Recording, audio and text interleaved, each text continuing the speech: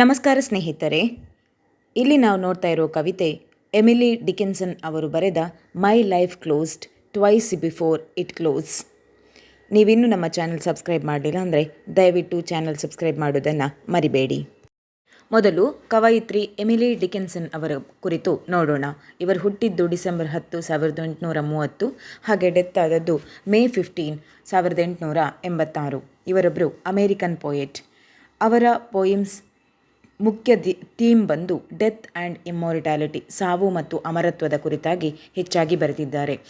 ಇವರು ಆಲ್ಮೋಸ್ಟ್ 1775 ಪದ್ಯಗಳನ್ನು ಬರೆದಿದ್ದಾರೆ. ಆದರೆ ಇವರ ಕವಿತೆಗಳ ವಿಶೇಷ ಎಂದರೆ ಯಾವುದೇ ಕವಿತೆಗೂ ಕೂಡ ಹೆಡ್ಡಿಂಗ್ ಅಥವಾ ಟೈಟಲ್ ಅನ್ನೋದು ಇಲ್ಲ. ಮುಂದೆ ಅವರ ಕವನ ಕಲೆಕ್ಷನ್ ಮಾಡಿದವರು ಅವರ ಕವನದ ಪ್ರತಿ ಮೊದಲನೇ ಸಾಲನ್ನೇ ಆ ಕವನದ ಶೀರ್ಷಿಕೆಯಾಗಿ ತಗೊಂಡಿದ್ದಾರೆ. ಅವರ ಫೇಮಸ್ ಕವಿತೆಗಳು because I could not stop for death, I measure every grief I meet, success is counted sweetest. ಕವನದ ಲೈನ್ ಬೈ ಲೈನ್ ಎಕ್ಸ್ಪ್ಲನೇಷನ್ ನೋಡೋಣ. My life closed twice before its close, it yet remains to see, it immortality unveil, a third event to me, so huge, so hopeless to conceive, as these that twice befell, parting is all we know of heaven and all we need of ಹೆಲ್. ನಾವು ಈಗಾಗಲೇ ತಿಳಿದಿರುವಂತೆ Emily ಡಿಕಿನ್ಸನ್ ಅವರ almost ಎಲ್ಲ ಪದ್ಯಗಳು ಸಾವಿನ ಕುರಿತು ಅಥವಾ immortality, ಅಮರತ್ವದ ಕುರಿತಾಗಿದೆ. This short poem by Emily Dickinson deals with the pain of loss, ಅಂದರೆ ಲಾಸ್ ಆದ ಪೇಯ್ನನ್ನು, ಕಳ್ಕೊಂಡ ನೋವನ್ನು ಈ ಪದ್ಯ ಎಕ್ಸ್ಪ್ಲೇನ್ ಮಾಡ್ತಿದೆ. It is one of her final poems written at the time in her life when like most of us. ಇದವರ ಎಲ್ಲ ಪೋಯಮ್ಗಳಲ್ಲಿ ಇದೊಂದು ಫೈನಲ್ ಪೋಯಮ್ ಆಗಿದೆ. When like most of us, she contemplates death and the existence of an afterlife.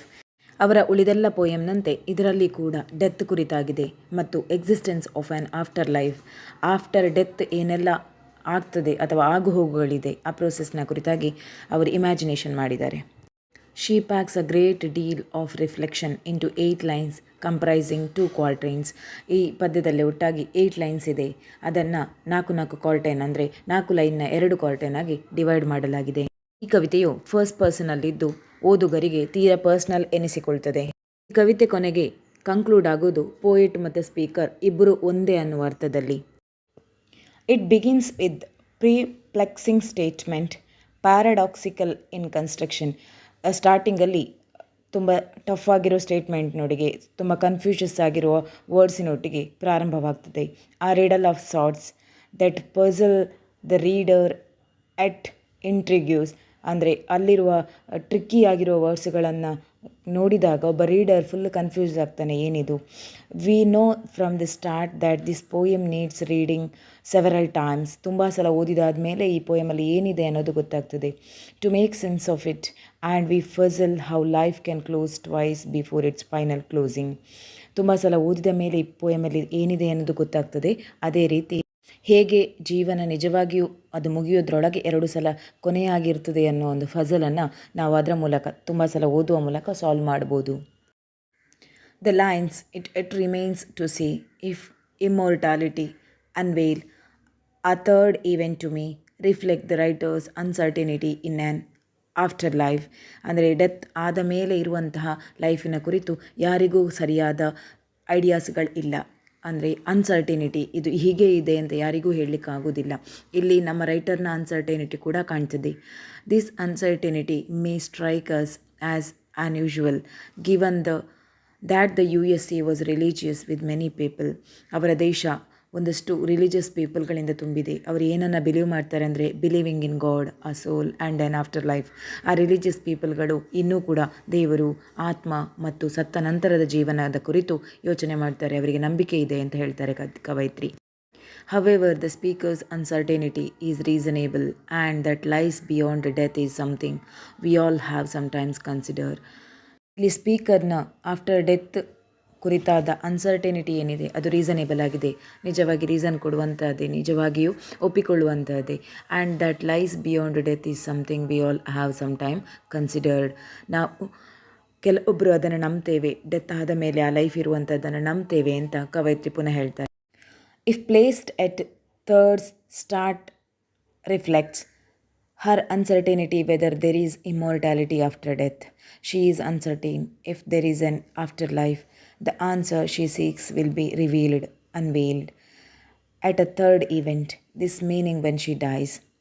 ಇಲ್ಲಿ ಕವಿ ಹೇಳುವಂತೆ ಇಮ್ಮೋರ್ಟ್ಯಾಲಿಟಿ ಅಂದರೆ after death ಅಮರತ್ವ ಇದೆಯಾ ಅಥವಾ ಅಲ್ಲಿ ಒಂದು ಬದುಕಿದೆಯಾ ಅನ್ನೋದರ ಕುರಿತು ಅವರು ಕೂಡ ಸರ್ಟೇನ್ ಆಗಿಲ್ಲ. ಅನ್ಸರ್ಟೇನಿಟಿ ಅನ್ನೋದು ಅವರಲ್ಲಿ ಕೂಡ ಕನ್ಫ್ಯೂಷನ್ ಇದೆ, ಅವರು ಕೂಡ ಕ್ಲಿಯರ್ ಆಗಿಲ್ಲ ಅನ್ನೋದು ಗೊತ್ತಾಗ್ತದೆ.